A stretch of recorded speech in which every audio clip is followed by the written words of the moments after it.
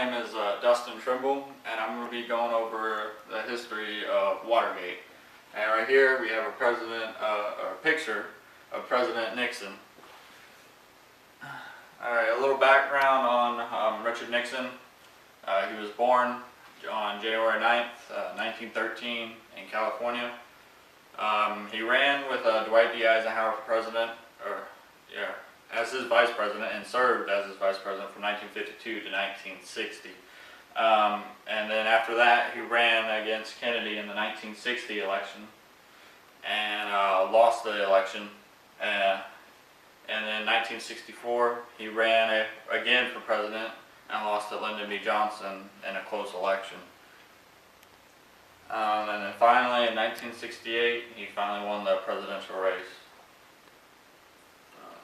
The Watergate scandal. The scandal started with a break-in at the Watergate Hotel, and during this time, the country was really divided due to the Vietnam War. There was a lot of controversy about it. And in May of 1972, members of Nixon's committee broke into the Democratic National Committee office, stole top secret documents, and taped their phone lines. But however, the microphones that they had on the phone lines did not work.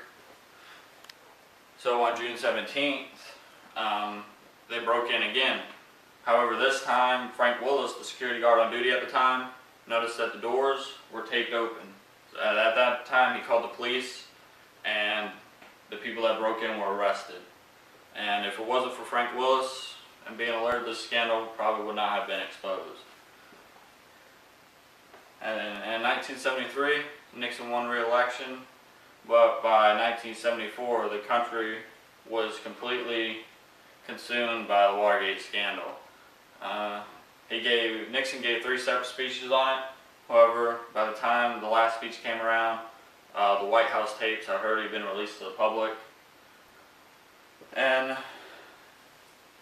the first investigation on Watergate was handled by Bob Woodward and Carl Bernstein. They had a mysterious informant that had an alias as Deep Throat. And then in February 1973, a political investigation started, and it got more heated when Congress discovered the White House had secret tapes. And then in 1974, the Judiciary Committee suggested that they start an impeachment process on Richard Nixon. And then Nixon's last days in office came in late July to early August of 1974. And at this time, the Congress was going through the process of impeaching him. The last piece of the straw really was when the Supreme Court ruling came out for Nixon to release the smoking gun tapes to the public, which revealed that he was involved since June 23rd of 1972 in the Watergate scandal. And on August 8th, 1974, at 9 p.m., Nixon addressed the nation and announced that he was resigning. And then the next day, on August 9th, Gerald Ford became president afterwards. He's most known for pardoning Nixon, which gives him a lot of controversy on it. And the Watergate scandal is always going to be viewed as a major controversy in terms of the Constitution and political values, whether or not it was right for Nixon to tap the phone lines or not. And Nixon died in 1994 in New York City. Even though he was eulogized by the political establishment, he's always going to be shrouded in controversy. And here's where I got all my information from, and thank you.